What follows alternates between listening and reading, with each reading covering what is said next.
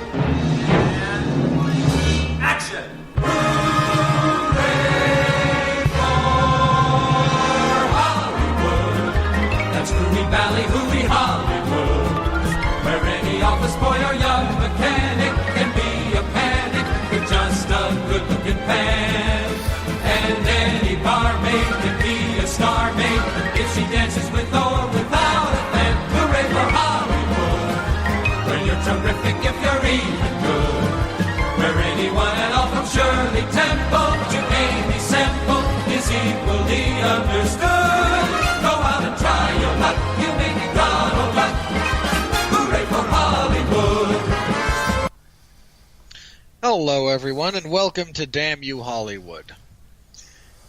Tonight, you will have to share in my suffering, as Mark Radulich and I'm Robert Winfree, will be reviewing The Rock's latest vanity project, Fighting with My Family.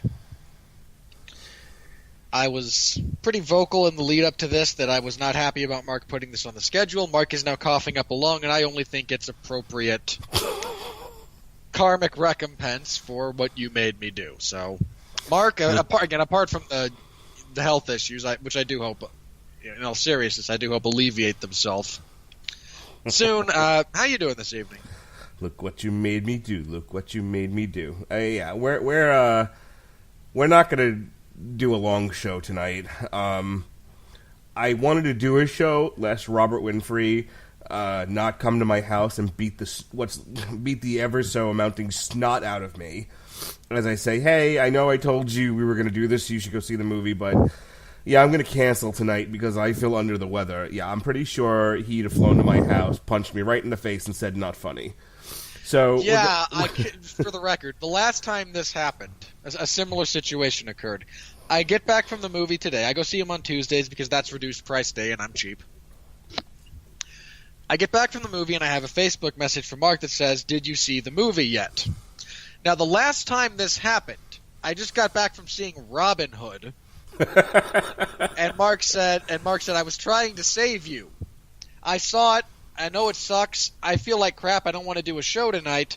Save yourself, young man. And my response to him was, I swear if this is another one of those you don't actually have to see it messages that I only get after I get back from suffering, this will end badly for him. And I sent him a smiley face, and I said, no, we're doing the show, but let's not spend 2 hours arguing about it. Let's just get it done. Yeah. So, in the immortal words of Jyn Erso, let's just get this over with, shall we? Yeah. All right. So, before we get started, I just have to ask, because I don't think I did necessarily when you put this on the schedule, because you swapped it for something else. And I remember looking at this going, why would you do this to me apart from your abject hatred of my existence, which is fair enough. I don't care for myself at all either. What was the inspiration behind adding this? Is it just kind of the shared history of with professional wrestling? Is it just The Rock's involvement? It had nothing to do with The Rock. I'm not the biggest fan of The Rock, to be honest with you. I never have been. I was always a Steve Austin guy. Oh, how dare you, sir? You like pussy eating jokes, do you? That's your thing. You enjoy the old pussy eating jokes that he's fond of. You like the double entendres, do you? What? Dick. That is my biggest gripe with Steve Austin. The years of show up, stunner, do nothing else. That just did nothing to help anyone other than himself. And the what chant, because screw that. It is the most obnoxious thing professional wrestling fans do, and that covers a lot of ground. That's hilarious. I mean, one of the things that this network does is wrestling. We don't do it like 411. We don't do it weekly or anything like that. We're not like WTM, who we share content with. We're not watching the shows and doing recaps of them. But, WrestleMania will be here sooner than later. And, last year we did an entire TV party dedicated to WrestleMania weekend. We're going to do it again this year. We should just do a live watch party. I'll be at WrestleMania. Oh, yeah, you're actually flying out to Jersey or whatever armpit it's in. And then they just announced that it's going to be in Tampa next year, so we're already Congratulations. Yes. So you get to go see Pat this time, and then you get to host him next time. That's right. Not only that, but I get to bring my kids, because, I wouldn't want to... I've been to the last couple of WrestleManias outside of the ones in New Orleans, so I've been to Dallas, I've been to Orlando. Since I've been together with my wife, excuse me... Since I've been together with my wife, so it's about 10 years now, we went to both shows in Orlando, one of which I had cancer at the time, so that was fun. We went to the one in Miami. What are you, Make-A-Wish kid? Yeah, I had better seats if I was. We went to the one in Miami, we went to the one in Dallas, so I think that's been 4 out of the last, and yeah, we obviously we didn't go to the 2 in New Orleans. We didn't go to the one in Frisco, and I'm going this year. I'm going to the one in New York, and and so you're batting about 500 over the last 10 years. Yeah, and the whole point of me bringing that up is I've been waiting for my kids to be old enough and for WrestleMania to be close enough to where I can take my young children, and it's not going to be the worst experience ever when one or both of them either falls asleep or cries they want to go home. So, because WrestleMania, you say that now. WrestleMania is a long event. It's like 7 hours broadcast, and it ends at 11 o'clock at night. No. Here, and you've covered enough UFC events to know that you have no sympathy. You get zero sympathy of me for that. No, WrestleMania. No, I'm not. My average Saturday involves a 6-hour UFC broadcast. I'm sorry your life is terrible, but that's not even the point that I'm making. It's when you've got, children of limited attention spans and bedtimes of 7 p.m., WrestleMania is not a great event to take them to. But next year, my daughter will have turned 9 already, and my son will be right at 6 years old. So they should be, and Tampa and Raymond James Stadium is 20 minutes from my house. No. It's 20 minutes normally. It'll take you an hour and a half to get there. Oh yeah, this is gonna be an all-day thing. No. Anyway, so that's why we're doing Fighting With My Family. There wasn't anything else on the schedule, movie-wise. I think I had moved some things around, and this was not my first choice, but I knew I was going to see it. It involved wrestling. I figured it would be fun to talk about. And I'll tell you what, the movie is not bad if you don't watch wrestling. No. The movie's not bad if you have suffered head trauma. The movie's not bad if if you just kind of flipped open the newspaper, saw what was playing, and were like, oh, this seems like I like that guy. He was in the zombie movie with the other British fella. This seems like a fun movie to go see. Look, people. And in fairness to Nick Frost, he is easily the best thing about this movie. Easily. I mean, not for nothing, but the not everybody that was there were wrestling fans in the theater that I was in.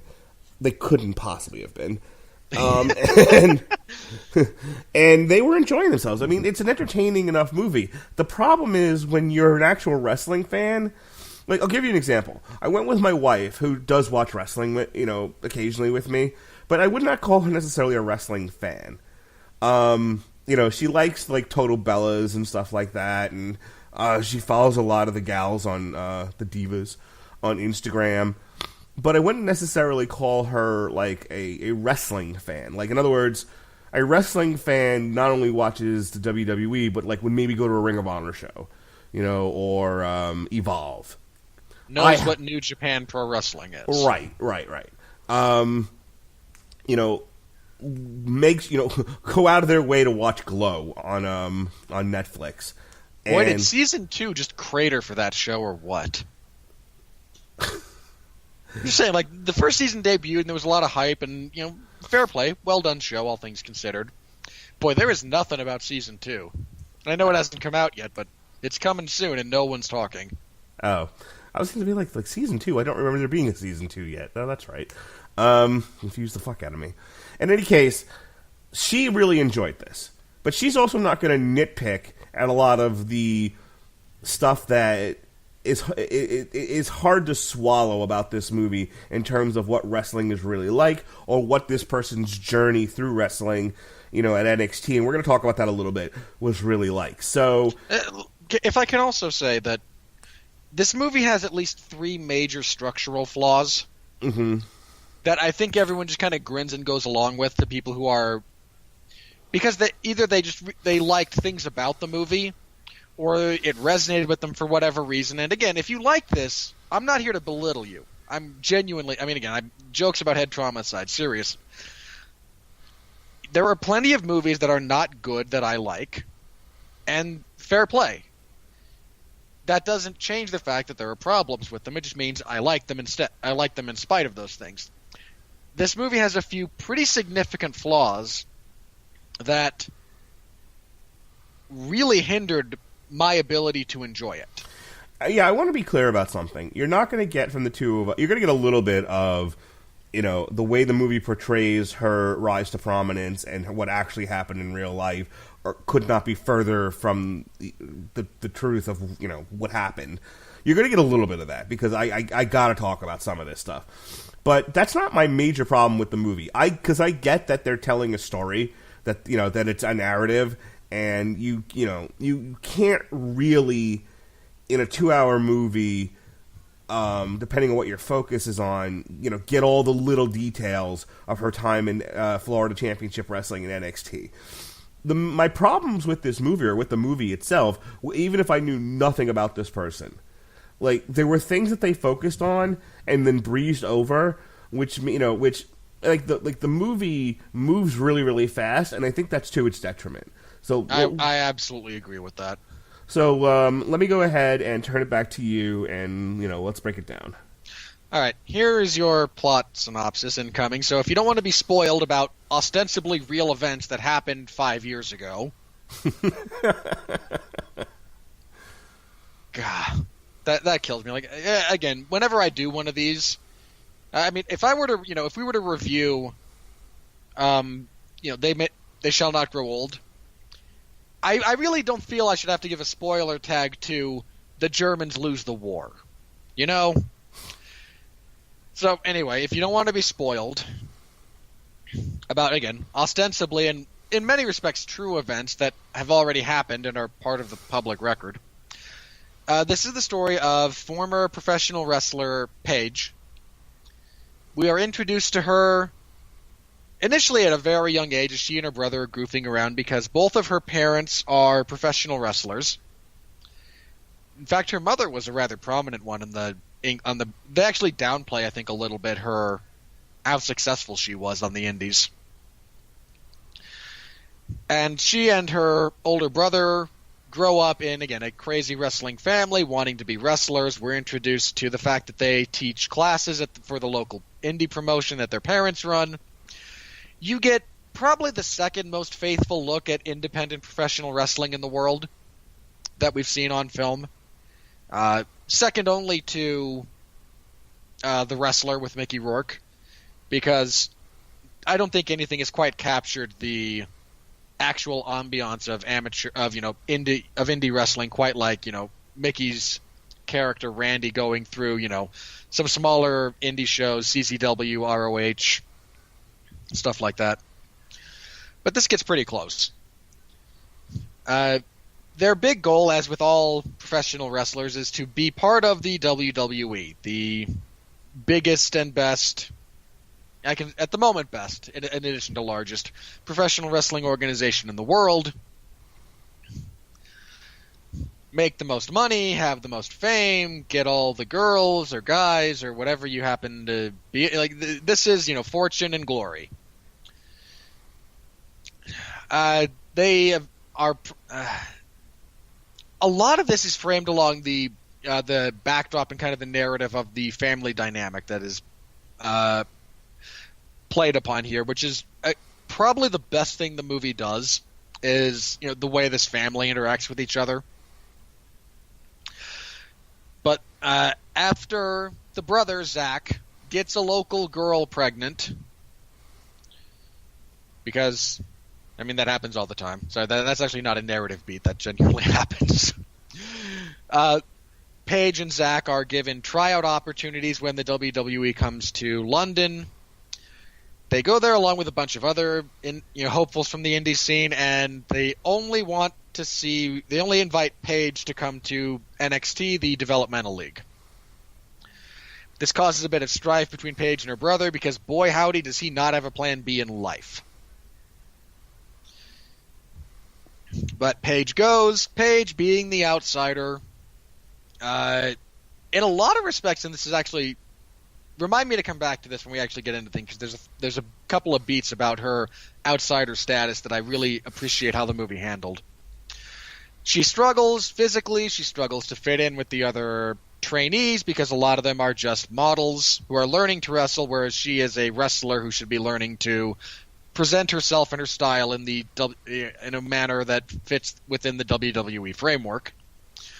You have the very stereotypically gruff coach with a heart of gold in Vince Vaughn, who, and you see some people fall out because this just isn't the life for them. You see the struggles, you see some successes. She flies back home debating quitting. This really pisses off her brother, who really wanted to be there to begin with.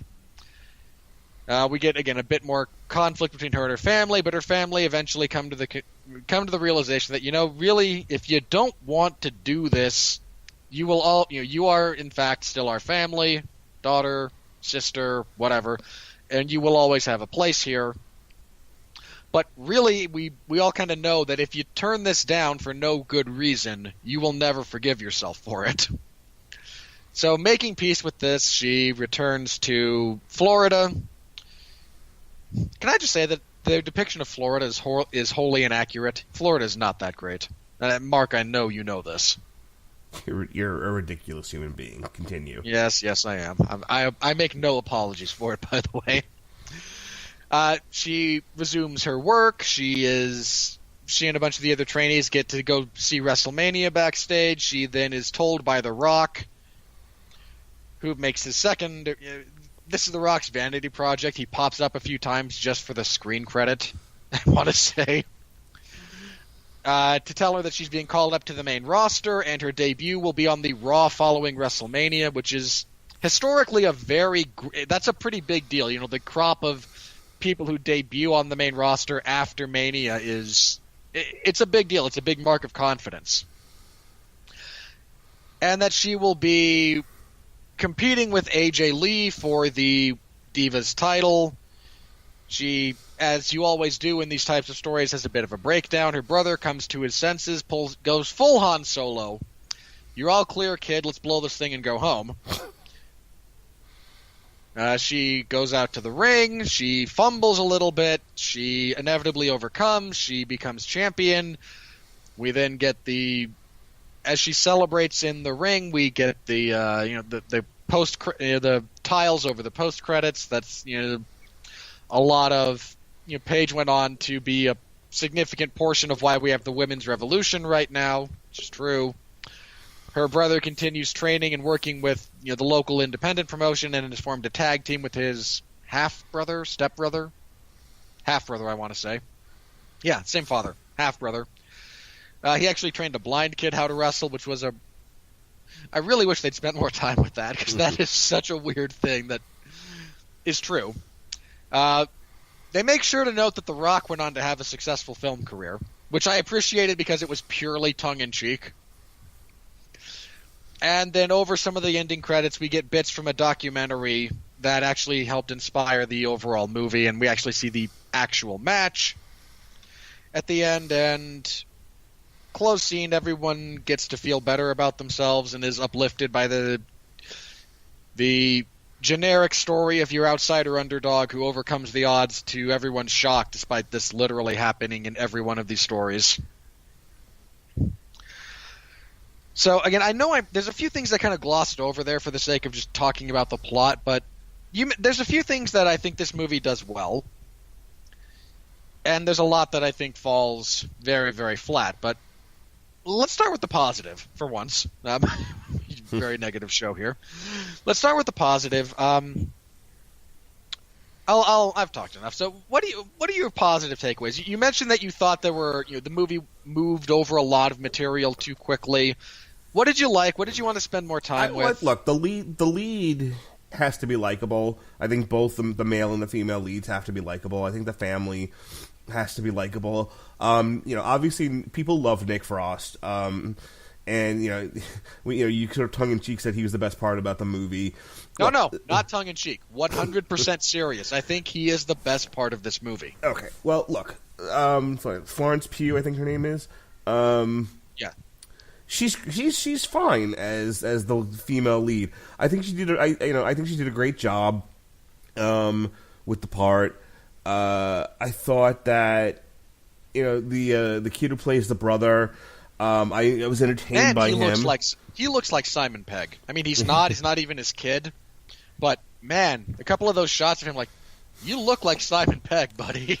Look, it's as far as keeping a lighthearted underdog. The concept of the lighthearted underdog story. I thought they did a good job of telling a fine after-school special. Vince Vaughn as 97 different characters, merged into one. We'll talk about that a little bit later. I do have, one of my big things about this movie is how painfully generic it is in a lot of respects, and I do want to get to that. I don't think the movie has a tremendous amount of its own personality. I think as far as direction and tone, it's very bland. But and I think that might have been maybe a decision beforehand. The wrestling is so colorful; they don't want to overdo it with style. You don't want to Oliver Stone it up or anything. Every time I think of Oliver Stone, I think of Alexander the Great. With Alexander, that poor movie, or Nixon for that matter. Where there's just Nixon. Look, Nixon at least had one thing going for it, and that was Anthony Hopkins as Richard Nixon, which was right. But great. Those are two examples where you can overdo it with style and it ruins your movie. Look, I can make that easier for you. Literally every Michael Mann movie. Okay. Except Heat. So this one kind of undersells both. But as far as things that I liked, I have a lot of problems with the NXT sequences, but if I can divorce myself from my knowledge of what really happened, it's a fine after-school special story being told. The characters are likable. Even Vince Vaughn, who comes across as somewhat of a dick, has that likable streak to him when you realize what his story is, which was a bunch of crap. Oh, yeah. Well, in fairness, not only what his story is, but what his job is. His job is to weed out people who shouldn't be there.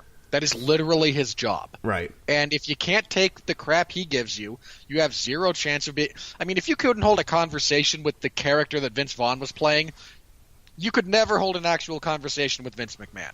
Yeah. So, I mean, I don't. As far as like what I liked, I wish they had spent a little bit more time with her at home. I feel like there was. I feel like there was this big rush to get her to the NXT portion of the movie, and that was the least interesting part of the movie. The more interesting part of the movie was the family and the family dynamic. You know, and the movie's called Wrestling with My Family. I wanted there to be, I wanted there to be more of them struggling to get this promotion off the ground. I wanted there to be more of her wrestling on that circuit with her family, and what that was all about before we ever get to the WWE stuff.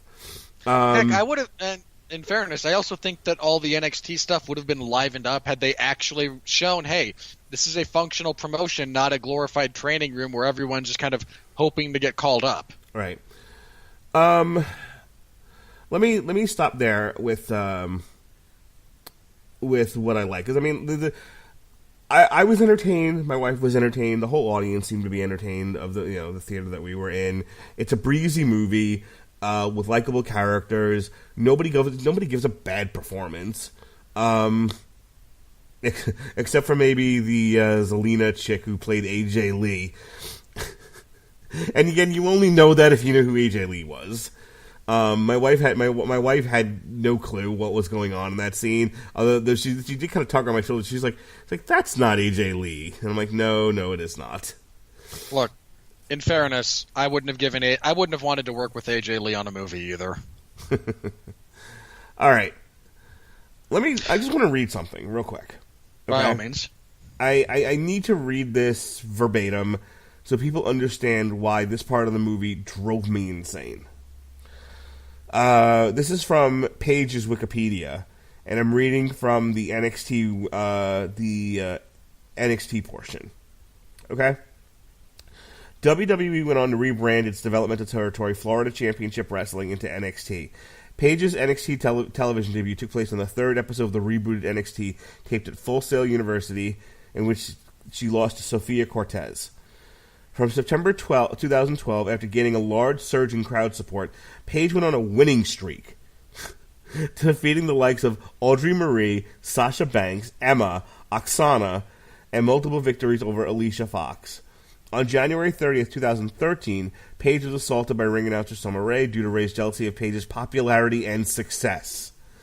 On February 13th episode of NXT, Paige suffered a shoulder injury while brawling with Ray, which Ray exploited later that episode to end Paige's undefeated streak.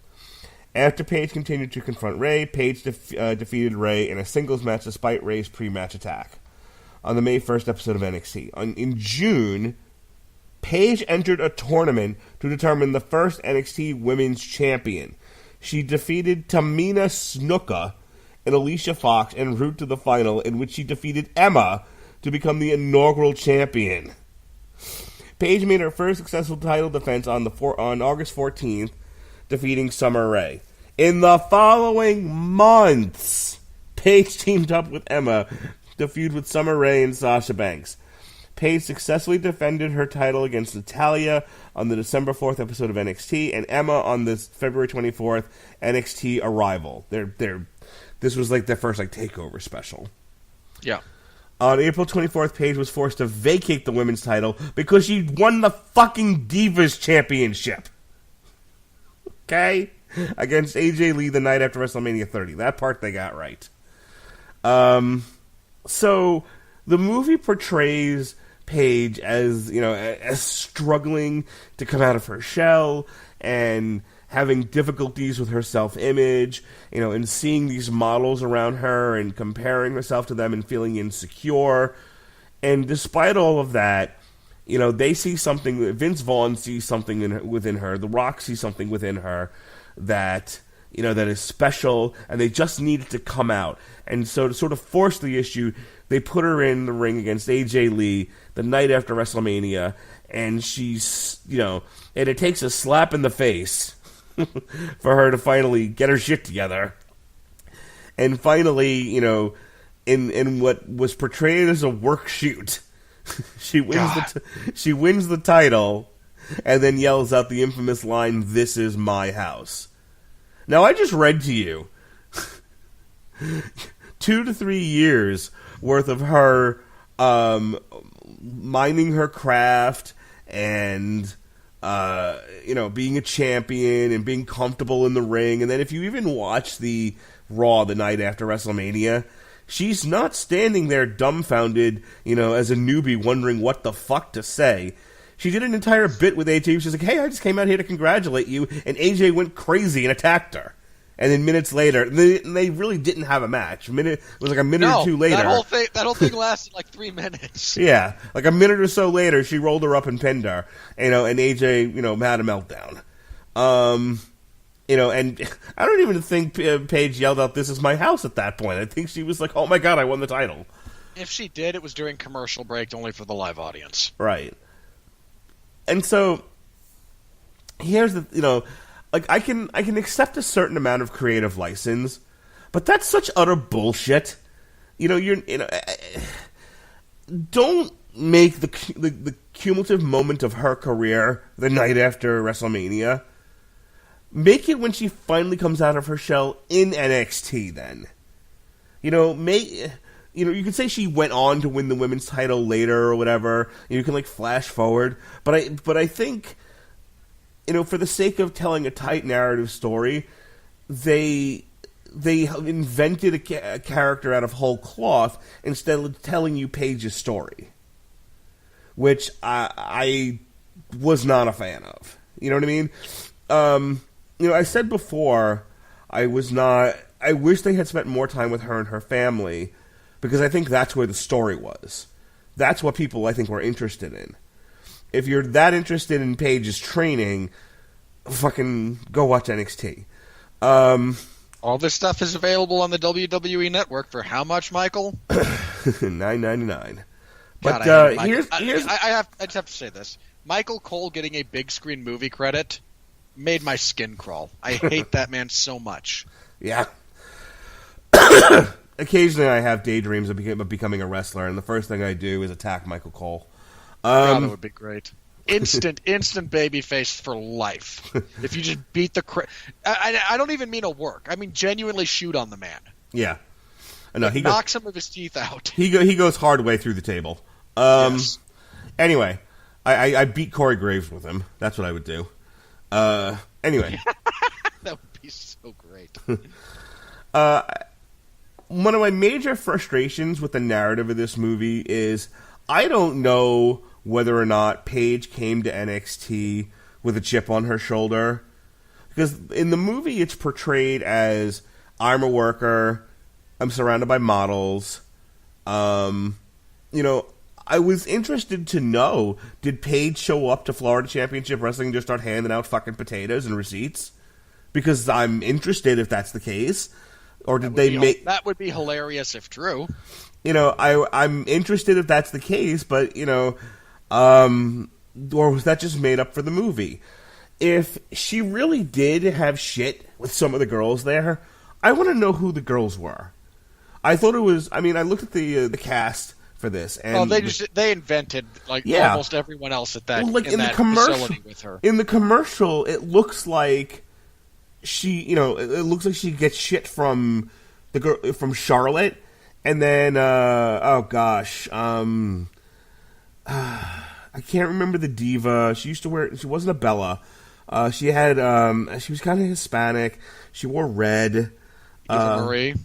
Huh? Eva Marie. Maybe that's not the one with the long hair and the long red hair. No, it's not her then. Eve Torres. No, Torres never had red hair. No. I'm saying she didn't have red hair. Oh, so yeah, Eve Torres, the one who had that crappy There was this whole stupid angle where she's dating Zack Ryder, but she really, really wants some of John Cena because John Cena. Yeah. I'm thinking of Eve Torres. Okay. It just from the commercials just at a glance. She married one of the Gracies. I can't remember which one. Kron, maybe?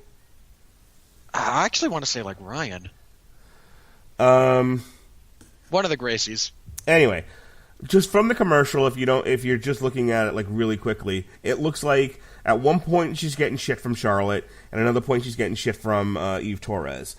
And if she really went like showed up to Florida Championship Wrestling, and there were, whether they were workers or they were models or cheerleaders or whatever, and she really did like get shit from them, tell me who they were. Why are we hiding their identities? Like, I can tell you why if you really want to know. Go ahead. Because this is all subwritten by WWE. WWE had to sign off on this because they're using all of their intellectual properties. There is no way WWE was going to allow so much of what actually happens backstage in wrestling to be portrayed on the big screen when they're trying to get a subtle recruitment drive going out of this. I mean, like, I guarantee you Vince or some other corporate entity had some kind of script revisionist right. Like, no, we will not discuss anyone real during this period of time except Paige. We will not portray this as the backstabbing politics-driven world that it is. And we certainly are not going to recreate any of the, sex tapes she made. Well, obviously. But I didn't need to see any of that either. I understood why Vince wants an amalgamation of like Hugh Morris and a few other guys. I think that's for time's sake and for simplicity. But also, Hugh Morris was a lecherous pig, from what I remember, and he got fired. So, well, here's part of the thing about this, and this movie is, I think one of the things that it suffers from is that it tries really hard at various points to be your generic underdog sports story. Right. And, I mean, look, Mark, we are men. We live for the underdog sports movie in some respects. I mean, stuff like Rocky, Miracle, it appeals to something primal in the human DNA, I think. Sure. And here's the flip side. There are good versions of that story, and there are bad versions of that story. But whatever type of story you're telling, they always have a few things. You have the protagonist, who gets their shot somewhat, not undeservedly, but somewhat inexplicably. It's always some kind of, confluence of circumstance, as much as it is the work they put in. There's the moment when they decide, I can't do it, I'm going home. There's the person who kind of smacks him in the face and says, shut up, there are those of us who would kill to be where you are. Get your crap together. There is the gruff on the outside but secretly a softy coach. There is the support person or persons who show up at the last minute to express support. And the climax, which is usually success. Not always, but usually success. And there is a degree of success in what they accomplish in the big match, in the big game, in the big fight, whatever. Again, there's a million of these movies. Some are better than others. The problem is, with this movie, and one of the reasons I think it grafts on another archetype in the misunderstood young girl finds her way, is that there's all of those, again, Miracle, Rocky, Invincible with Mark Wahlberg to some degrees, Best of the Best. Yeah, again, longest yard, pick your poison, okay? I don't care. They get some inherent drama because their big drama and their big selling point in a lot of ways is the game, is the fight. There gets to be drama there. You don't get that in professional wrestling because it's a work. And this is one of my big gripes with the end scene that I want to circle back to. So to help kind of fill, again, some of the time issues and the narrative shortcomings that professional wrestling has, if you try to graft it into the underdog story, they graft on outsider girl who comes to accept herself and the way whatever. And I don't think those two ever quite mesh. Again, I agree with you that the best stuff here is the stuff with her and her family. I think that is the best part of the movie. But it really does struggle because it tries so hard to follow the most generic sports underdog script imaginable. I mean, the structure of this thing, and in fairness, the vast majority of underdog movies like this, their basics, you can almost the old meme about I let Google read 5,000 pages of whatever and then told it to make one. If you told Google, if you gave Google a bunch of sports underdog stories and then said make one of these about professional wrestling, this is about what you'd get. Yeah, that's fair. It's a lot of paint by the numbers. Yep. It's a lot of the outline says now we do this. Okay, here it is. I wanted to. The last thing I'm going to say, and I'm going to let you have your final say, and then we can move on. I don't want to be I don't want to doing this all night, but you talked about the WWE's not going to, and I thought what you were going to say is they're not going to let you run current superstar, make current superstars look bad. Well, that too, but I'm very curious to know if any of her, because she says in an interview, I was doing some reading after the movie was over because I couldn't believe what I was watching, and she was like, you and I have spent enough time around professional wrestling to just know how sanitized this was. Oh, absolutely, but I think that's what my problem with it is. But TV PG, Mark. To make a long story short, if I could ever get there, I get the fact that she was talking about how in real life the women that she trained with were a lot meaner than the three girls that she deals with in the movie, and that's a pretty loaded statement. And I'm sitting here going, well, who were they? I was just, as you were talking, I was going back to the Wikipedia, and it looked like some of her contemporaries in Florida Championship Wrestling were Sofia Cortez, Raquel Diaz, Audrey Marie, and a few others. I mean, look, there's kind of a short answer that I can to your question about, well, who were they who were mean to her? She became successful, so whoever's not there now. And she made that point. That's just funny you say that. I know you are doing you and you're being facetious, but the reality is, she literally said in an interview, she was like, every single one of them either got cut or were fired. Only one made it to the main roster and was cut shortly thereafter. I'm like, okay. I mean, again, professional wrestling is a cutthroat business in a lot of ways, and if you're successful, and there are people who were, and I think there's a difference, and you can debate the level of individual jackassery that goes into this, but there are people who, if you're the old saying about be careful who you step on your way up the ladder, because you're going to see them on your way down. You look at her actual resume. She spent from 2005 to 2011, according to her Wikipedia, in the European independent circuit. Wouldn't that made a much more interesting story of her trying, of following her in the years that led up to Florida Championship Wrestling, instead of trying to make a half-assed movie about her time in FCW and then NXT? This more comes across as a propaganda piece for NXT than it does a biopic about her life. Yeah, because they had to get, again, there's two things. I think there's two things that play into that. One, they really wanted to make this and if you look at the principals involved, both The Rock and the director, Stephen Merchant, they do comedy, right? They do stuff that is more comedic.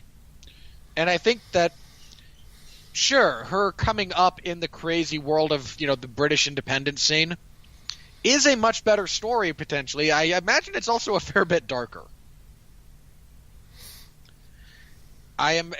again, I think that they chose both the time frame that they did and structured it the way they did. One, to make so they could play up the comedic elements. Two, so they could make it more family friendly. Because I got such a kick out of, because there's one scene where the brother's working a hardcore death match kind of thing, and he gets slammed onto thumbtacks.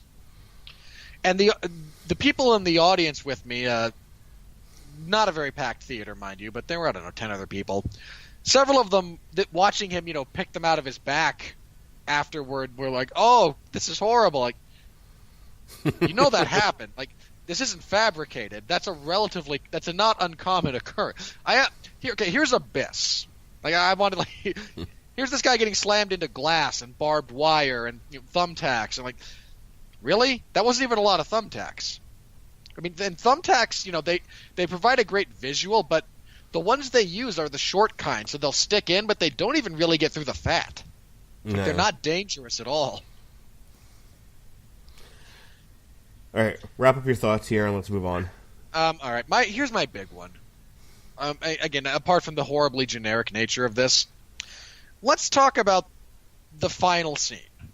The big, she gets her call up to the main roster. She beats AJ Lee. The way that whole thing is structured. This is my biggest gripe with the movie. The work shoot. Yes. Well, that, and again, I take issue with some of what they did in NXT because, again, like you brought up, there was a period of literal years when she was a very successful professional wrestler. They portray NXT more as like this bullpen, like this holding zone where, okay, everyone comes here and everyone trains and everyone gets the crap kicked out of them, and then when we think they're ready, inexplicably, despite only working one match during the entirety of her time in the NXT brand, now we know. Like, no, you bunch of morons. I genuinely think that even with the way they structured this story, showing the day in, day out grind of actual wrestling would have made this more compelling. Have a few of the people. I mean, they make a big deal about the cutting scenes, and fair play, those are big deals. But instead of having a bunch of people quit from an exhaustive workout, have a few of them genuinely drop out because I've been slammed on my head every night for 5 nights in a row. Right. By someone who doesn't really know what they're doing. I don't want to be here. I'd rather be with my family. Or better yet, why don't you show things that really happened? Tony something or other. I almost said Tony Romo. He's still down in NXT, and it's because he fucking injured himself. Like, to the point where, like, his injury was, like, a big part of one of the NXT documentaries. And he actually wrestled down here in Tampa a couple of months back. And I actually yelled out to him, like, try not to injure yourself. The dude turned around, looked at me, and said, "Come on, man." Nice. Not since Triple H, said, "You're fat, talk to me when you get a girlfriend." Wait, Triple H said that to you? Oh, yeah, I think it was 96, 97, somewhere in there. He was still doing the blue blood thing, and he came down, and, like, I had, like, front row seats at a house show. I remember this because Owen Hart would constantly turn around and interact with us. Owen Hart was great. He was in a tag match, and and when he wasn't in there, he would turn around and talk to like the front row people, us, and he was like, "What do you want me to do next?" He's like, "Okay, let me get in there now. You want me to get in there now? All right, I'll get in there now." And then he would put his hand in a tag. But yeah, Triple H, I hated Triple H at this point, and he's coming down the aisle, and he's got the blue blood thing going on, and this might have been actually 97. I think he had just won King of the Ring, and I was like, how do you get that nose in the ring? Like, how does your head hold that? How does your head hold up that nose? And he just stopped. And I'd never been that close to the ring before, so I didn't realize how many of them at a house show will turn around and acknowledge you. Yeah, house shows, they do that all the time. I did not know that because everything up to that point was I'd been to TV. Where they're not as interactive with the crowd. When everyone has to be on their best behavior for the camera. Right. So I'm thinking I have free shots with this guy. He fucking turns around. I thought he was going to belt me. Okay. And he's a big guy. Yeah, he's a scary dude. Well, I mean, he wasn't as on the gas then as he would get later, but he was still a big guy. First of all, he was not happy with me. So fucking Triple H turns around, looks at me, he's like, when you get it, now mind you, I'm with my friends, one of which is a female friend of mine, and he looks at me, he's like, when you get a girlfriend, fat ass, then we'll talk. And, dude, my friends are just spitting soda. The girl next to me is like hiding her face. I'm like speechless. I'm like, okay then, you got me, bud. Oh god, that's funny. Anyway, hang on, just a real side story. So I'm living in Los Angeles and I'm playing one of the new WWE games on like PlayStation or whatever. And the way the game is set up is that they all have like phrases that they say while they're wrestling. And I'm wrestling Triple H at one point, and like the whole house is quiet, the game's been quiet, and I'm like half asleep while I'm playing. And suddenly I hear Triple H go like, "Why don't you just hit the gym, fat ass?" I legitimately thought I was hearing the real Triple H for a moment. I was like, "Am I being haunted? What the hell, man?" The ghost of that burn continues to echo in the halls of your mind. Yeah, it took me a minute to shake that one off. Okay. Anyway, here's my problem with the structure of the big climactic moment. And again, I think the NXT stuff could have been done better. Oh, I wanted to say this. I actually did like the fact that part of her outsiderness in NXT is her own fault, because it would have been. And I get your point that it would have been interesting if they'd actually thrown a few formerly contracted talent under the bus as being just the worst people in the world.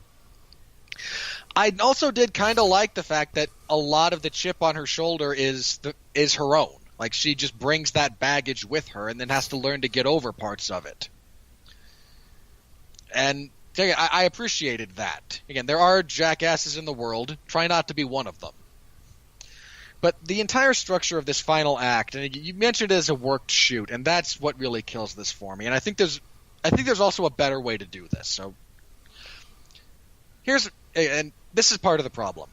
They acknowledge very early, Vince Vaughn actually says, I mean, and again, you have to acknowledge this at this point, professional wrestling is a work, right? No one's thinking there's legitimacy in terms of the match outcome here. And again, that doesn't mean it's not a very, very physically taxing art form. It is a great piece of performance art, and when professional wrestling is done well, it is great. But there's no one's ever worried, especially within the context of this movie in a lot of respects. I mean, her brother goes into business for himself at one point, but that is more about his downward spiral than anything else. But it's presented as the work that it is, and credit, fair play. Again, we're not going to convince anyone that, no, this is legit. So when they then present the final match with this massive amount of ambiguity about the outcome, that boggled my mind. It is narratively inconsistent for them to have spent all this time. They show them working, and when I say working a match, I mean going over a match. Like, Paige actually helps these, the four of them put together a tag team match that they're going to use to showcase their abilities. So we know it's a work. We know it's gone over. But for some reason, in this one instance, Paige is, the last person to know about her call-up. She's told by someone who's not actually an official with the promotion. And again, if The Rock wants to insert himself into a vanity project, fine. She's then not told what the finish is. And, I mean, this is just, it is so horribly, logically, internally inconsistent. And again, let me be clear. Here's how we can do this better. This is not hard. If you can keep the way her family and she find out about her call-up the way it is. Again, everyone knows weeks in advance who's getting called up for the post-Mania show, but fine. Narrative dramatic beat. Okay, fine. I can live with it. And that also keeps the great moment of Nick Frost hanging up on The Rock, which was great. Just, yeah, okay, you believe it's me now? Nah, bullshit. Hangs up. So if you want to keep that intact, fine. Don't tell the audience, that is us, what the finish is, but let's not pretend that Paige doesn't know. That's insulting to the audience. have her read the script. Like, again, she shows up for Raw, have her get the script notes. Have her talk, I won't say off camera, but, background or inaudibly with one of the agents for the match. So she knows what's going to happen, but she won't actually tell anyone else, which you're not supposed to. So when her brother stages the last-minute call to give her the emotional support she needs, because that's what you do, just tack on a brief line of dialogue where he tells her, you've got this, you're going to go get it, you're going to be great, thanks, and then have him go, so just between you and me, who's going over? And then have her response just be, I can't tell you. Watch and see what happens. Again, just the fact that you keep the protagonist in an already worked match in the dark about the outcome is insulting. Have it structured so that she knows, but the audience does not. We're willing to go along with this ride, but pretending somehow that she and AJ Lee were given free reign to not only call the match, but to call the outcome and months of storyline and build-up on the fly is just beyond stupid. I mean, she doesn't even leave the ring through the gorilla position. She, walks back through one of the entrance, through, one of the, what's the word? I don't go to enough stadiums. She walks back through a fan entrance. She doesn't even go back through the production area. Just, again, because I know you need the dramatic beat around the match, don't sell us ambiguity about the outcome of a match we all know is a work. That doesn't work narratively, especially if you put the protagonist, she's the big wrestler, she's the one presented as such, she wouldn't go out there without knowing the finish. Right. So, again, that whole thing just kind of fell flat for me. The way it's edited together is so bad. Because, this is the thing that actually happened, right? You can find it on YouTube, for those of you out there who are interested. So they have to try and intercut actual raw footage, and I mean raw as in the television show, not raw as in, not done. I don't mean raw as in a state of raw or done. I mean the actual television show Raw. They have to intercut footage of that with the actresses acting, and then you also have the bizarre editing choices around the matches, the action itself. God bless Tessa Blanchard for doing the actual wrestling in this and barely getting a credit for it. But it's not. I take issue with the editing of the actual match. That whole thing, it's just edited so badly.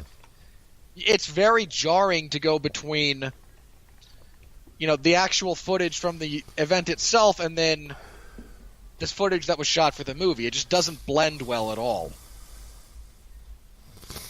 Can I, let me just say this. Is there a reason why they're going... It seems like they wanted to have their cake and eat it too in terms of the way they presented certain things. Like, a simple thing. AJ Lee. AJ Lee was a punk rock girl, okay? She was with a punk rock boy, CM Punk, and they wore punk rock gear, and that was her gimmick. And if you're going to say that she wins the Divas title over AJ Lee, I'm okay with the fact that they use the girl who plays Zelina Vega in on SmackDown right now.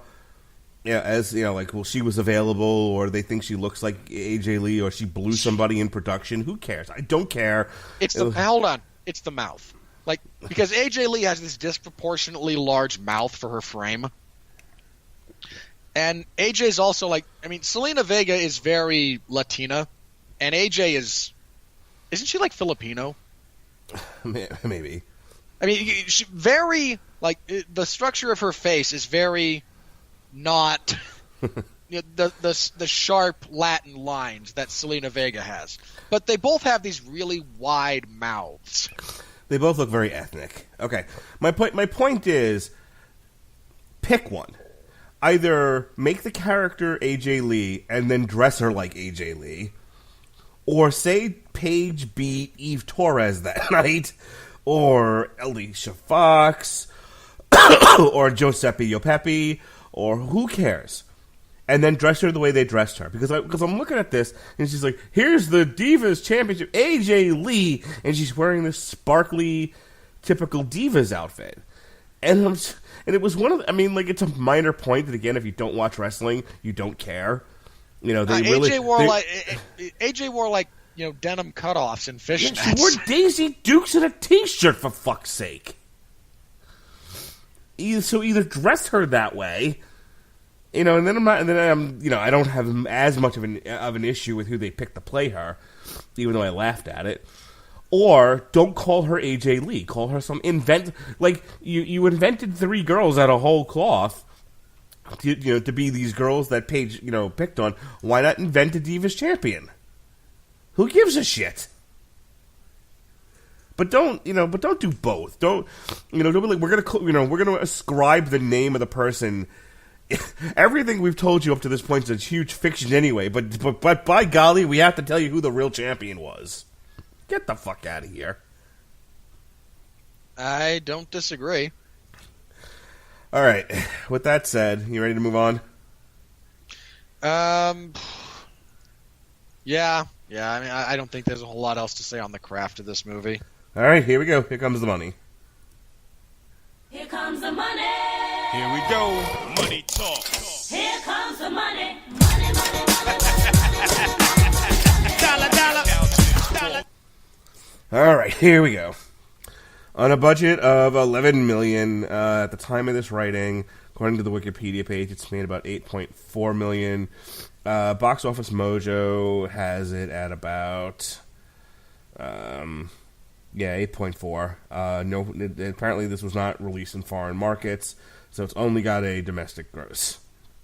This went up. This was in limited release on the 14th, and then in wide release on the 22nd, and it went up again. Its big, major competition for that weekend was How to Train Your Dragon, which I believe was the #1 movie of the weekend. It was. Yes, How to Train Your Dragon 3, which I saw also with my kids, debuted at #1. Alita Battle Angel got knocked to #2. The Lego Movie 2 to 3. Fighting with My Family jumped from 41 to 4. So, once it got released in a crazy amount more theaters after that.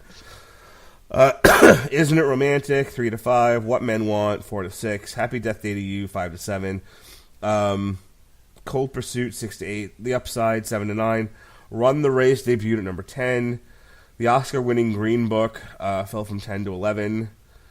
Glass 8 to 12. The Prodigy 9 to 13. Total Damal debuted at #14. Gully Boy fell from 11 to 15. The Oscar-winning Spider-Man Into the Spider-Verse 12 to 16. Aquaman 13 to 17. Vice went up 24 to 18. I think some of these are because I know AMC was playing a lot of the Oscar contenders in theaters. They were running them as marathons and whatnot. So I'm not surprised to see some of these back in the top 20. Vice, like I said, is 24 to 18. Bohemian Rhapsody 17 to 19, and A Star Is Born 21 to 20. I mean, this week coming up is nothing. It's Greta and something else, and then after that's Captain Marvel. It only has to make $22 million. I think it'll get there, but just barely. I'd agree with barely. I mean, I know there was a big push from this, and there's been a lot of... And in fairness, a lot of the people who have seen the movie seem to have enjoyed it, but I don't think this thing has the necessary legs. This thing just kind of fell very, very flat upon arrival. I mean, it's a niche film, Very. I mean, it's a indie film produced by The Rock about wrestling or about a wrestler. Yeah, and it's not done well enough to be an indie film about wrestling like The Wrestler that actually touches on that dives into material and is a very, very expertly crafted movie. This is just kind of there. Well, again, I think beyond that, I mean, certain indie films get buzz. They're so good, people are like, oh my god, like, you got to check out this movie that no one's ever heard of. You know, it's two gay cowboys eating pudding in a wrestling ring. Okay, apparently, like, the new hip thing is to go see two gay cowboys eating pudding in a wrestling ring. I'm gonna go. You know, this doesn't have that kind of buzz. I mean, for those, I think it happened to be in theaters at a great time because there's not a lot of competition. There's not a lot going on. Again, the audience for How to Train Your Dragon, not quite the same as Fighting With My Family. It's just February this year was dog shit. You know, I remember a few years ago, February had Deadpool in it. You know, I all I heard was you say that February is dog shit, and then you cited Deadpool, which was also dog shit. Your mother. So I'm trying to look at last year. For those curious, you can listen to the review of Deadpool where Mark and I discussed that at length. I mean, last year, okay, February 2018, this better, it had fucking Black Panther. Yeah. You know, I'm just looking at our calendar. Oscar-winning Black Panther. Right. Identity politics. Hang on, I genuinely don't know what it won for. I know that it won something. It won for identity politics. That's what it won for. Fair enough. I was looking at my calendar. There couldn't have been anything in the movies last year because the only thing I have on my calendar for a Damn You Hollywood was Black Panther. Everything else was TV parties. And on trial. Brief in fairness to Black Panther, there were some technical aspects of that movie that were incredible, but so I mean, it's positioned well, but it's going to be quickly forgotten about. Like I said, it's got one more week to make all the money it's going to make, and then that's it. Nobody, by the time Captain Marvel comes out, that's all anyone's going to go see. I mean, and then Captain Marvel is followed by Wonder Park, which is a big kids release. And the week after that is the big African-American horror movie, Us. That'll have a fairly decent audience. And then after that is Dumbo. And then we just keep running. Which should crater. Nobody see Dumbo. No, stop. Don't. You're not. Don't see. Here, you know what your problem is? You're cheering for the movie to fail, which I don't have a problem with. Cheer all you want. But you're not being realistic. You know people. It's Disney. Disney has a built-in audience of at least 1 billion people. Hey, you told me that about Pete's Dragon, too. Shut up. Oh, wait. I actually cite a specific reference, and suddenly I have to shut up? Nobody likes Pete's Dragon. Yeah, that's the point. Like, look. Dumbo, you're full of crap if you think there isn't an audience for Dumbo as compared to Pete's Dragon. Hold on. Fair enough. I don't think it's going to do as badly as Pete's Dragon. I don't think it's going to do Beauty and the Beast either. Okay. I didn't say Dumbo was going to do $1 billion. That's going to be Aladdin. I don't think Aladdin's going to do $1 billion. Yeah, well. I mean, it could have, but man, Will Smith as the genie just looks bad. Okay. Okay. You're now pressing a button for me because I'm getting fucking tired of this. These companies, these movie studios release trailers and I don't know why, but the special effects in the trailers never look as good as the finished product. I am aware of that. It always looks, but everyone's like because a lot of the criticism of Captain Marvel that I've been reading is, the special effects in the trailers look like crap. They're not a finished product yet. Yeah. In fairness, if your biggest gripe about Captain Marvel is there's a handful of these special effects that look bad, that's something, guys, you do have to wait for the movie. Part of the reason they release these things the way they do is so they can gauge the reaction to some of the effects. They can touch up a lot of the digital stuff. I mean, I feel like Hulk and Ragnarok look like crap too in the commercials, and he looked fine in the movie. Yeah, he looks better in the movie than he did in the commercial. No, he looked so bad in those trailers. Like, I watched the Hulk and the Ragnarok trailer and went, really? Yeah, it looked animated. It looked so bad. It looked like fucking what is this? Who Framed Roger Rabbit? You know, it looked almost as bad as the Edward Norton Hulk from The Incredible Hulk, and that looked bad. And I'm not just saying that to push your buttons. I genuinely mean I thought that version looked terrible, and the Ragnarok. Nothing was as bad as the Ang Lee Hulk, which literally does look like fucking an MS Paint blob gone crazy. But whatever. My point is, I'm just like tired of hearing about, special effects in commercials, as opposed to when you actually see them in the feature. If I might rephrase to potentially better suit your tastes,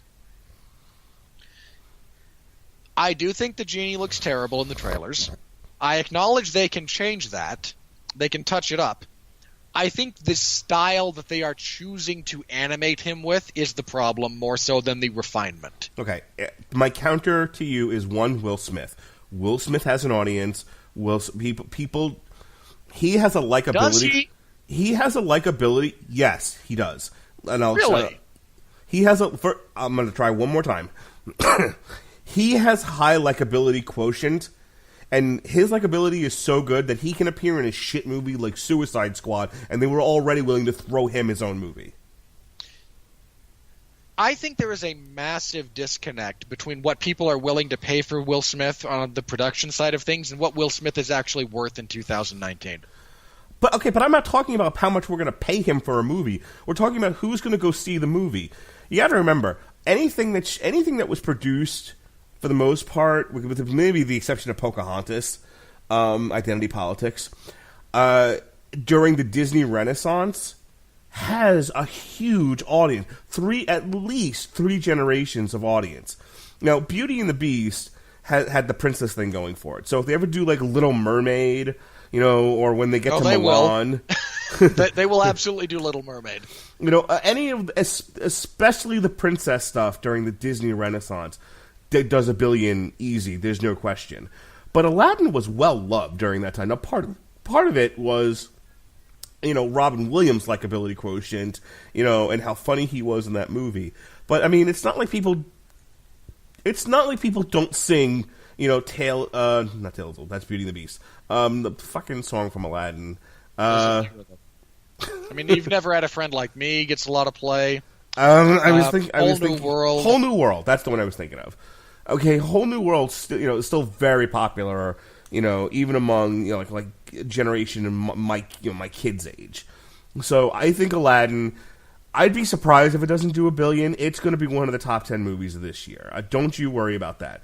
I agree that it will be one of the top 10. I do agree with that.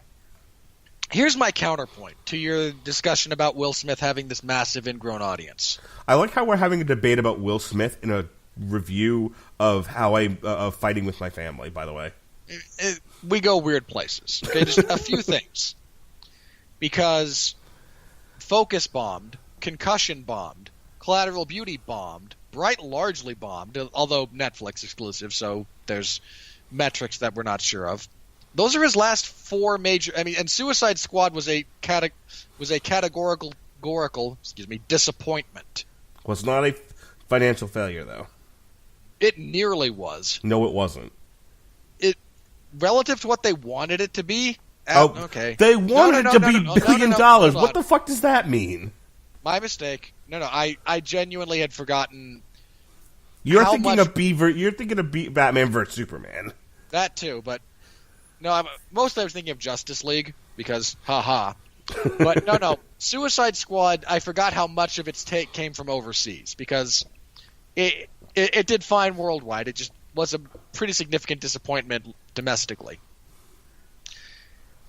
7 Pounds, Men in Black 3.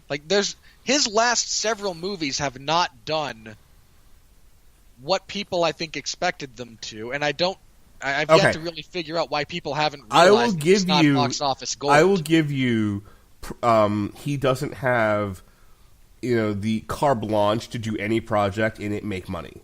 He's not at that level anymore. He's not like the Tom Cruise, no matter what he's in, anyone will go see him. Because kind of a thing. But here's the thing: late '90s to early 2000s.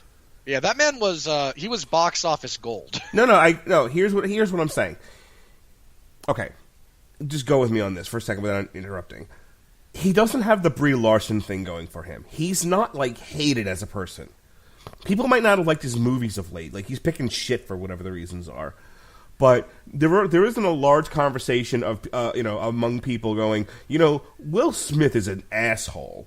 Will Smith is out there saying blah blah yakety schmackety, and it upsets me and offends me. Fuck that guy in his movies. There's not a lot of. Okay, I agree with you about that. As a counterpoint, Aladdin comes out in May. There's plenty of time for that to change. No, I don't. That's all I'm saying. Will Smith is Hollywood royalty. He knows better. He's also not an entitled. You'd like to think so. Look, he's a middle-aged black man who has had enormous success in Hollywood. He knows where his bread is buttered. He's not an entitled white woman who got an Oscar and then was offered a fucking Marvel role. Okay, there's a huge difference. Yeah, man. Oh, who's that comedian that everyone loves that I hate? Kevin Hart. Kevin Hart's a middle-aged black man, too. But he got in trouble for jokes he said years ago, not for something he said recently. Yeah, and look, you don't think if we go back through Will Smith's... What are you doing? Fucking opposition research on Will Smith now just to tank Aladdin? I want to see you do it. Now I'm dropping the gauntlet at your feet. No. If I wanted to do opposition research, let me put research in air quotes, and I'll do what every politician does. I'll just make shit up and see what sticks. Because I guarantee you, I could find something... I could manufacture something loosely plausible enough to not be actively disproven and then just let everyone run with it. Will Smith is a racist, a communist, and a homosexual. That's what it is. Look, that would actually increase his Q rating. Look, let me find a picture of him shaking hands with Donald Trump, and that'll do it. Fantastic. Are we done with this? Let me think for just a minute, because point being, I agree with you about Aladdin. It's going to make a lot of money. I do hope they fix the way Will Smith looks, because again, the trailer that's a little dicey. I expect them to polish it up. I really do. I'm just not a fan of the style that they have animated him in. I'd honestly rather they just went full CGI. Speaking of Who Framed Roger Rabbit, honestly, they should have just reused Robin Williams' performance as the genie. Oh god, I miss That's Robin funny. Williams. Yeah, I think that's it for the money. Again, we're in the doldrums. Nothing from these last 2 months is going to matter in 3 months. All right. Before I completely cough my lungs up, so I can go to bed here, Robert Winfree, I've got a question for you. Please don't talk over the sound.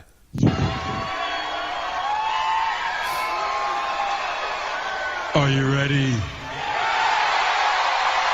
No! I said, are you ready? No, God! No, God, please, no! No! No! No! All right. There's only 10 rotten reviews here. Let's rip through these. Louisa Moore, woman. There's probably a bunch of positive reviews that are bad. And I'd like to go ahead, in the interest of inclusivity for minority reviewers, I will be letting you know which ones are women. No. Not just women. We should focus on the Hindu Sun Times, because we don't just need women. We need to make sure and get perspectives from all around the world. And bear in mind, when I say that, it's quasi-facetious. There's at least 2 reviewers from the Hindu Sun Times They're that have been fucking featured on terrible. this bit that are terrible at their job. Oh my goodness! You don't have to be my spiritual grandfather, straight white, cisgendered old man Morgenstern, to be terrible at your job. Plenty of women, plenty of other nationalities are terrible film reviewers too. All right, and then with that said, Louisa Moore of Screen Zealots. Fighting with my family feels like it was chewed up and spit out in a uniform box with the inspirational sports movie factory. Every emotional trope is trotted out on full display in this watered-down biopic. Well, we've already said that. So that's kind of what we said. That's largely correct. Yeah. No fault there. All right, good job. Yay for you. It's the year of the woman. Daniel Nava of Chicago Cinema Circuit. Intended for generic uplift that sacrifices specifics for something safe and ad-9. Also largely true. All right. I'm telling you, man, the ones praising this are probably the ones that are terrible. All right, you know what? Fuck it then. Hang on.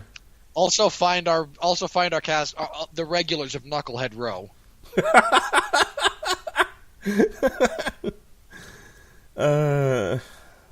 You know what? Hang on. I'm just going to read the top critics. Okay. They all came to the same conclusion we did. This is not very good, but largely inoffensive popcorn material. All right, 24 top critics. Here we go. Bring me the head of Roger Moore. James Berardinelli, Real Views. Fighting with my family is as likable as it is generic. Pugh's performance is the best thing about the movie, but the story, despite Merchant's comedic flourishes, feels stale at times. Nick Frost is the best thing about this movie. I'm not saying that as a bit. I genuinely think he's the best thing about the movie. Florence is perfectly acceptable. As long as you can not pay enough attention to the wrestling scenes to realize that, oh, that's Tessa Blanchard, who has a very, very different face from Florence Pugh.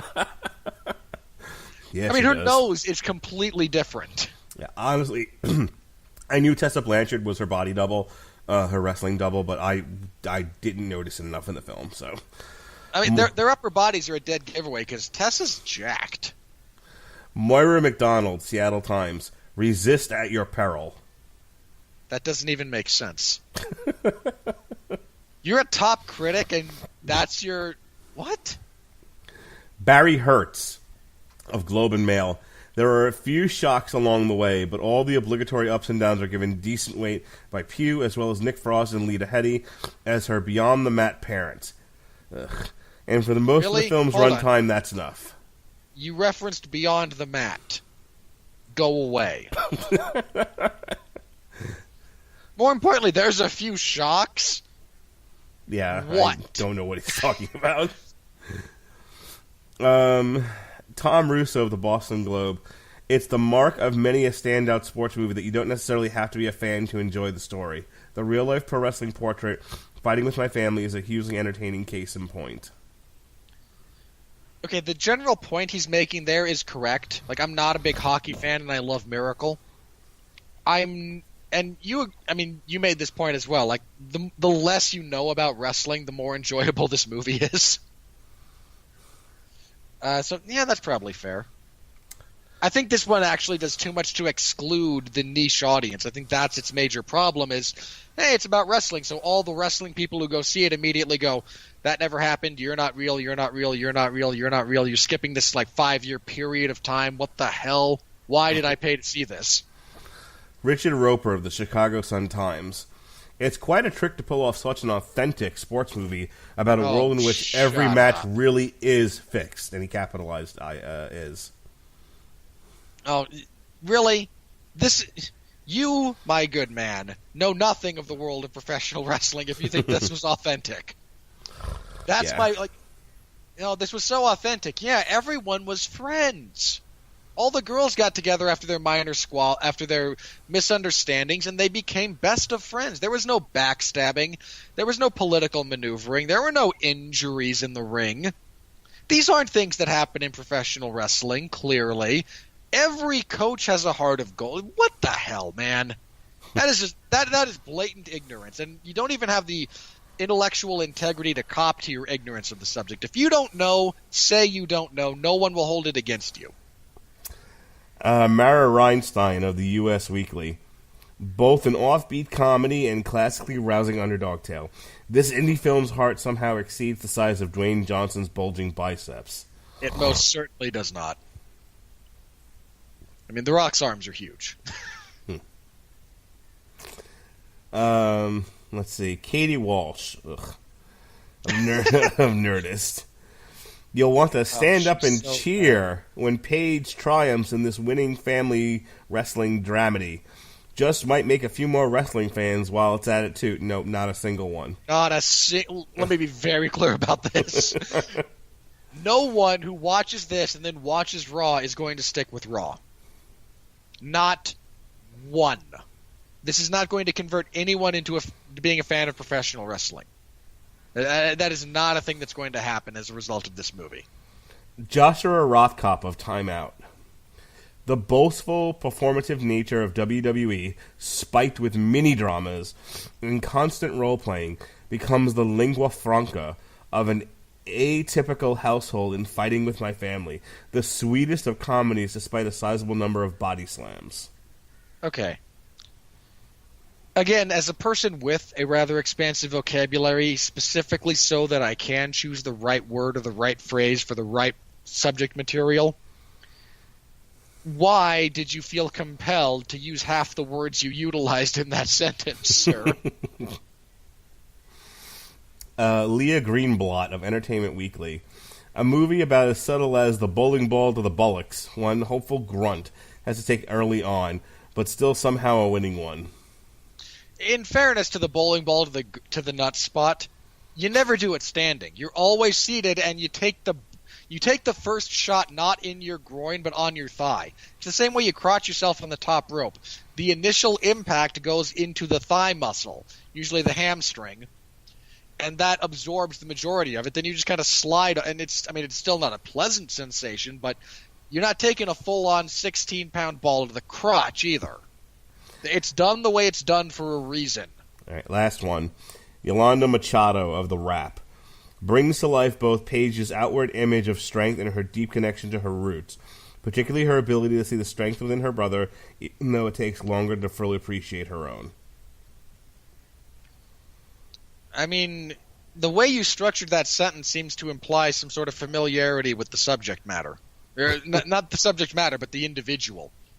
Like, I know Paige, and I know that this does a good job of showcasing her journey. Like, no, I mean, I actually can't. I don't know whether or not you know Paige as an individual, but unless you do, that's a badly constructed sentence that deeply misrepresents your connection and your subsequent take on this movie.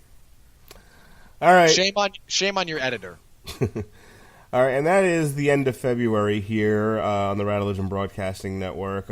Tomorrow we'll be reviewing Dream Theater, and then the day after that, Carmen Sandiego from Netflix. But for the Tuesday shows, that puts it to bed. Next week, beginning of March, we'll have a TV party for Black Mirror, and then March 12th, we'll be back here on Damn You Hollywood to review Captain Marvel. We'll talk about the Brie Larson thing, but that's actually losing a lot of steam now. She's apparently Disney's doing damage control. They had her do an interview where the interviewer was like, "Now what you meant to say was blah blah yakety schmackety," and she went, "Uh-huh." And they were like, "Okay, good. We crisis averted." As I said to Blackbird22 on Twitter. Unless you follow me on Twitter, that meant nothing. I do. But we were having a conversation about the Brie Larson thing, and I said the difference between this and the Ghostbusters fiasco is that Disney didn't fucking turn what was really a minor thing that that could easily fixable into the marketing strategy for the movie. No. Hang on. I will say that I agree with your general point about. As soon as the Ghostbusters trailer became the most disliked video in the history of YouTube, they decided to turn that into the marketing strategy, which was the worst idea possible. Right. I don't think it was fixable because it was still the same crappy movie. Well, no. What I'm saying is I'm talking about the fixable thing was with the Brie Larson stuff. Okay, yeah. They could have just ignored the fact that everyone hated the trailer for the Ghostbusters. Right. And said, look. They should have. Look, what Sony should have done is we trust Paul Feig and we think he's made a bang, just a crackerjack movie, and we invite you all to see it. We hope you do, and not get into, the gender politics that. You just can't handle a movie headlined by a bunch of women. No, yeah. We can. Your movie just sucked. Your movie's just terrible. The stand by the movie, stand by the actresses, shut up, don't say anything else. That really should have been the end of it. Don't turn it into a thing. Do not turn this into a thing. Right, and Disney smartly didn't do that. They they tackled Brie Larson to the ground and said, "For the love of God, stop talking." And then they said, "Look, we're going to sit you in front of a guy. The guy's going to say, what you meant to say. You're going to agree that that's what you meant to say, and then shut the fuck up." And that's pretty much what happened. Aside from that, you had people basically going on Rotten Tomatoes And well, like I said, we'll get into a little bit of this when we review the movie. But basically, I read a bunch of them, and it was essentially, the trailer looks like shit, I'm not going to go see this.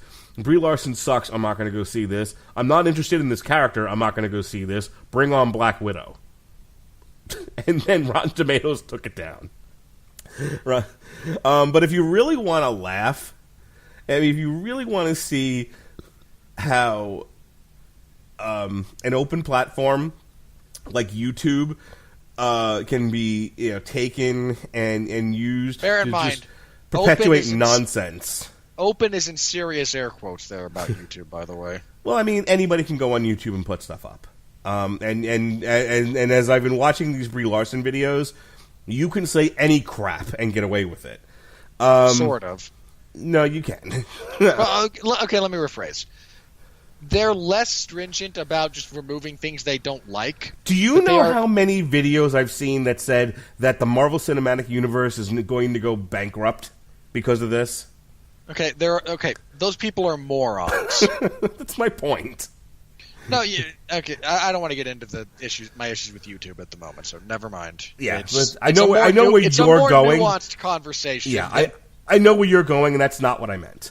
Fair enough. That's completely fair. The cottage industry of Brie Larson has destroyed the Marvel Universe as if it's already dead and not making money. Just after Black Panther makes $1 billion and wins an Oscar or two. Just after, Infinity War makes $2 billion. And Endgame is about to make another $2 billion. And bear in mind, and Infinity War should have won a couple of the Oscars that Black Panther did.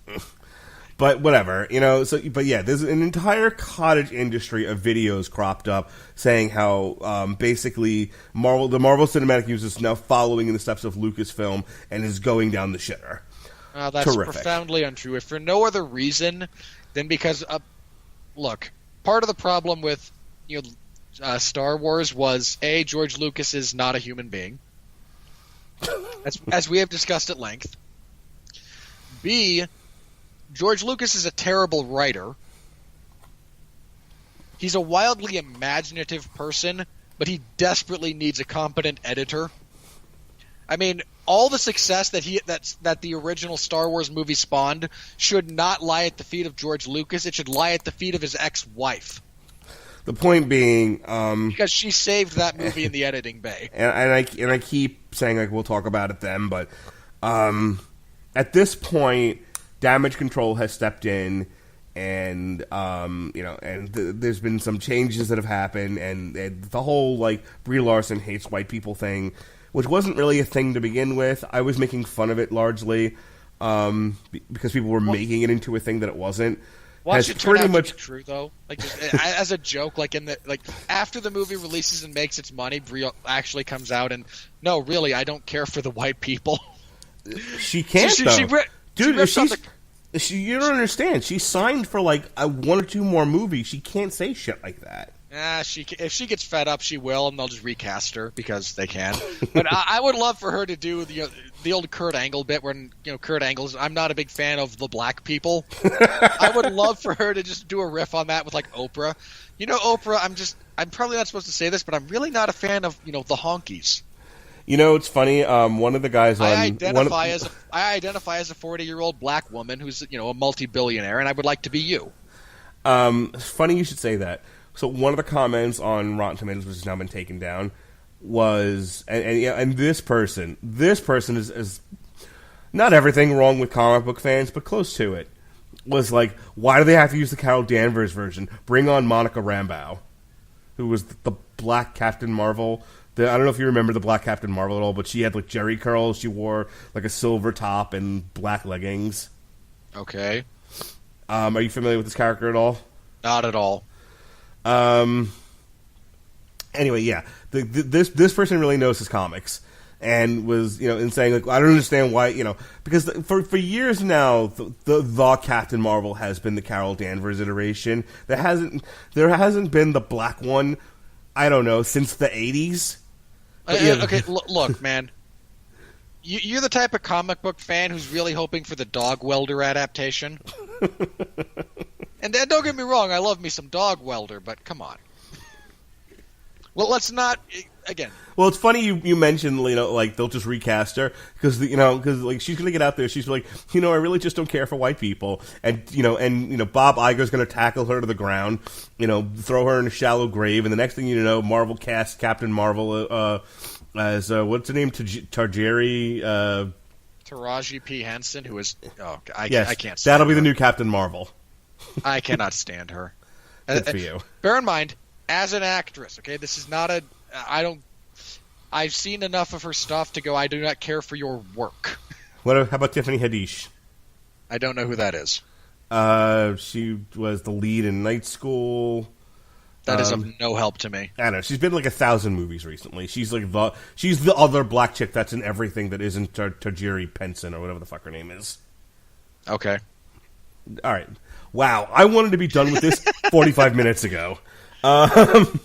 So moving right along, we'll be reviewing the Netflix biopic with Jesse. He'll be on the show to discuss it with us. The Dirt, which is the Motley Crue biopic. If you thought I was miserable during this review, just wait for that one. I am just going to sit here and simmer in a pool of my own misery while you two wax poetic about the days of Motley Crue. Oh my god, I can't wait for that show. And then finally, we close out March, April 2nd, with the aforementioned Dumbo. And that is all the news that's fit to print. As far as anything else myself and Mr. Winfree will be doing, he'll be on TV Party Tonight. Okay. You know the other thing about Dumbo? It's being directed by... his name just escaped, Tim Burton. Yeah. That is not a guarantee for success. Tim Burton's a wildly divisive director. No, but on the other hand, on the other hand, Alice in Wonderland made $1 billion. Sure, but the sequel failed miserably. And what does that have to do with The Price of Tea in China? I don't even think he directed the sequel. I was at you, unless you annoy the living shit out of me, are going to be on TV Party Tonight, March 14th, to discuss One Punch Man right before I go on my spring break cruise. All right, that's going to be interesting. Do your plugs and let's get out of here. All right. Last Saturday, I, for the first time, missed the first few fights for a UFC event. You lazy layabout. Yeah, it's true. I'm not even going to bother refuting it. I should have double-checked the start time for the event. I mistakenly assumed it would be an evening show because a significant chunk of it was on ESPN. I was mistaken. The first fight started at, I think, 9:30 my time. And I just was not aware that they started at that period of time. So I woke up and I look at Twitter and, oh, hey, the Damir Hadzovic fight just wrapped up. And, oh, crap. Not only did I really want to see that, I missed that. That was the fourth fight on the card. I'm wildly behind on these things and can't rewind to check them earlier because it's being broadcast on ESPN too. So I didn't even have my coverage thread set up. So I had to rapidly assemble everything in the couple of minutes between that fight and the next one. But you can find my full report for UFC Prague. And not a bad card, all things considered. Highlight was still Peter Yan, who continues to be just the best. This Saturday, I will be covering UFC 235. John Jones is fighting Anthony Smith as of this recording, but there's still a few days, and it's John Jones, so one never knows. That card also has Kamaru Usman versus Tyron Woodley, the UFC debut of Ben Askren against Robbie Lawler. It's a pretty solid card, actually. It's not great, but it's okay. This last Sunday, I recorded the 411 Ground and Pound radio show where I had a double review of UFC on ESPN 1 and UFC, again, Prague, Fight Night 145. I also have thoughts on George St. Pierre retiring. I miss George already. I love GSP. GSP is what I want every fighter to be. He really is. I don't mean that in any way in a facetious manner. I want MMA to be full of George St. Pierre. I also have thoughts on the announced interim lightweight title fight between featherweight champion Max Holloway and Dustin Poirier, because that's a thing now. So you can find all my thoughts there. And then again, Mark mentioned what we've got going on for the rest of the week. This next Sunday, another 411 Ground and Pound show. Jeff will be back. Hopefully I don't have anything crazy crop up on Sunday again. I did last week. That's why he's not there. Just scheduling didn't work out. But Jeff and I should be back next week, and we'll review UFC 235 and preview UFC Fight Night 146. Wait, are we going to preview that? Yes, we are. That'll be the third. Which is the UFC in Wichita, Kansas, and main event of Derek Lewis and Junior Dos Santos. So Mark will be watching at least the main event. Because Derek Lewis. What day is that? The 9th of March. Nope. I'll be I'll either be doing. I'll either be watching it or I'll be doing commentary for Sean Porter versus Yordanis Ugas. Okay. Well, I know you're sad because you love some Derek Lewis. I do. I do love some. I hope his balls are hot again. Look, MMA fans do not deserve the comedic greatness of Derek Lewis. we really don't. I'm actually going to watch the pay-per-view this weekend. I mean, it's John Jones. Of course you are. And I don't mean that as a negative. I mean, John's awesome in the cage. The whole main card looks awesome to me. It is. It's really good. It's a really good main card. There's like one fight that's a potential dud on paper, but the rest of them are great. So hopefully between now and the next 4 days, there isn't like a bus accident that takes out like half the main card. Nothing bad has happened to the main card through this entire build-up yet. One of these fights is going to fall out. That's just how it happens. Let's see what substance John Jones gets busted with this time. No. The supreme irony is this time it won't be John. We're all watching John Jones because John Jones, but watch it be like Usman. I think sprains his ankle. I think he's due to get pulled over in Alabama with a gun in his car.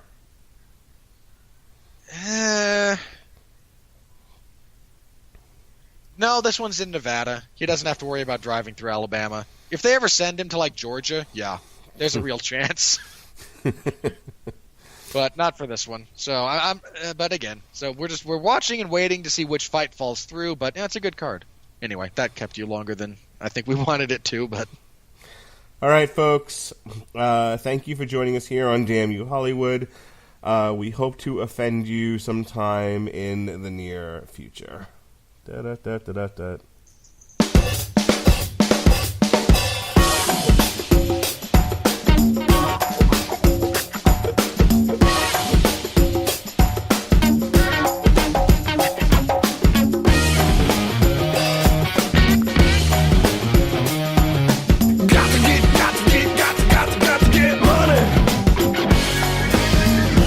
Time to rethink your skin health routine and experience HydraFacial, the completely customizable technology that professionally cleanses, extracts, and hydrates your skin, leaving you refreshed and glowing in just 30 minutes. Visit HydraFacial.com to find a provider near you.